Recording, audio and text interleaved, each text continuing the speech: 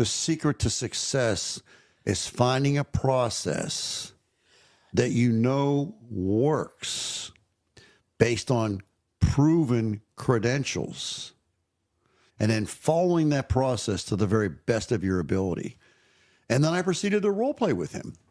And an example of role playing, I'm going to do it right now, right in front of you.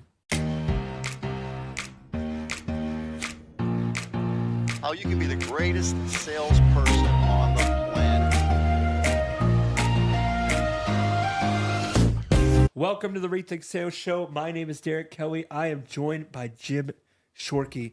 And Jim, I have watched you talk through and train different salespeople. And what I found so fascinating recently, you and I were at a conference together, and people loved your session.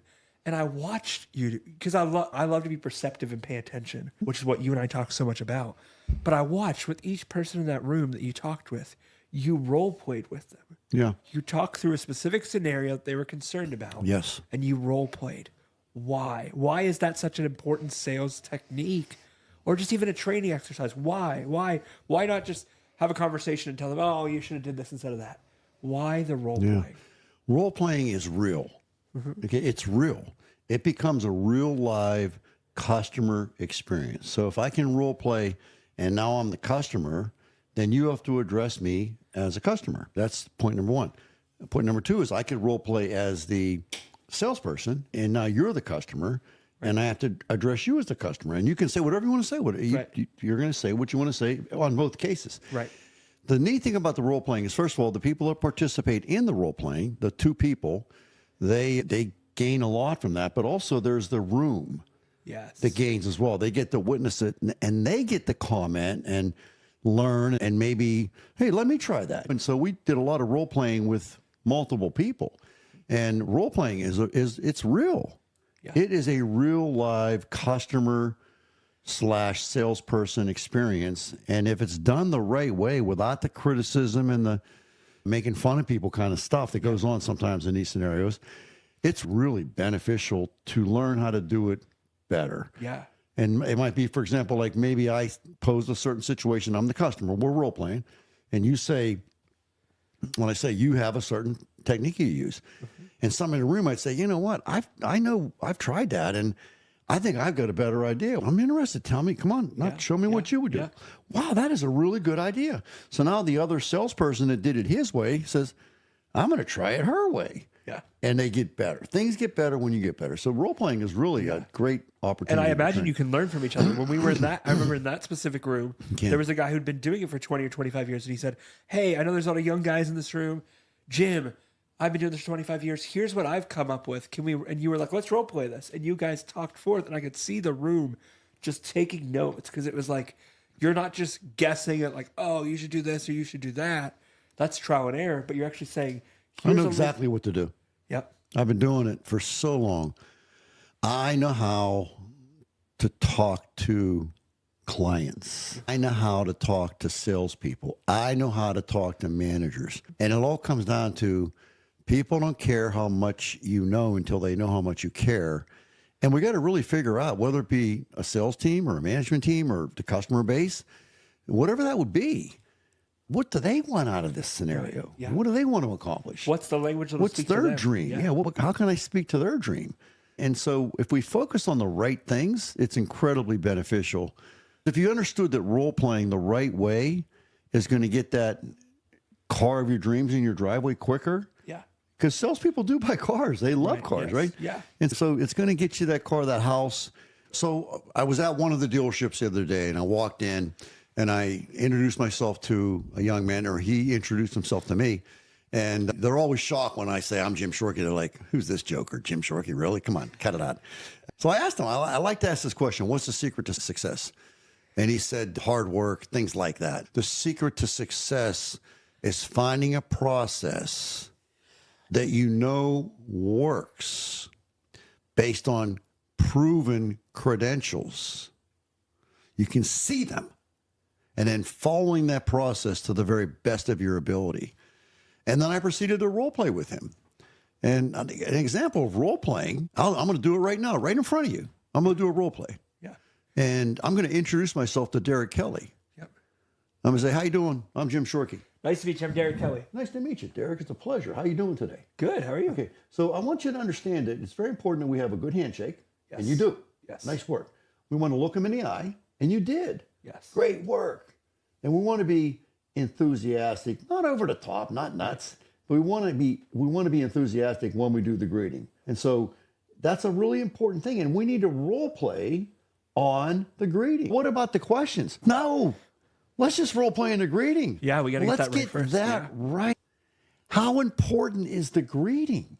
It's crucial. It's really important. Because first impressions are, Man. who is this guy? What is he about? And they meet you and they see.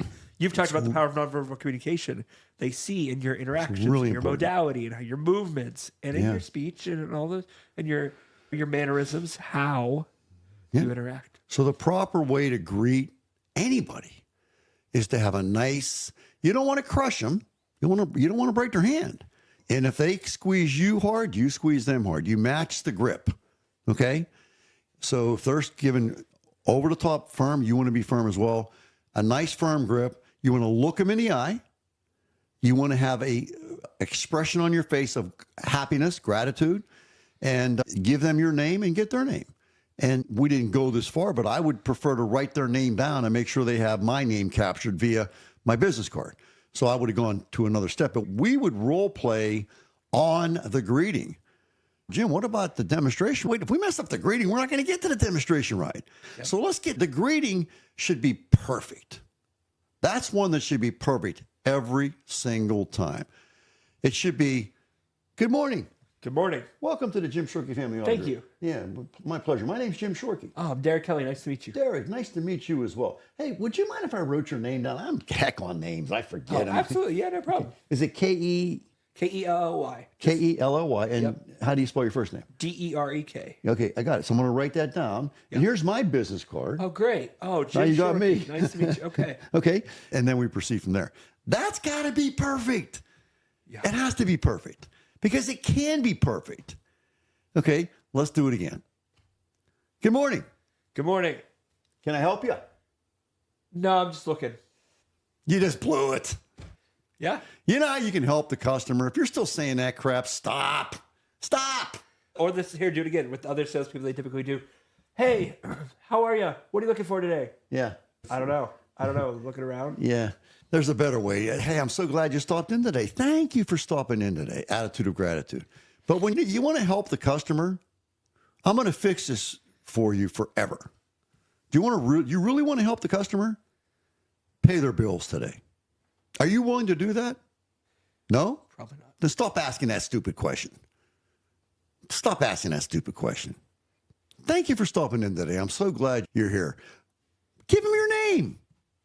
What's that got to do with helping them? Give them your name. Get their name. Write it down. Derek, I want to take really good care of you today. Yep.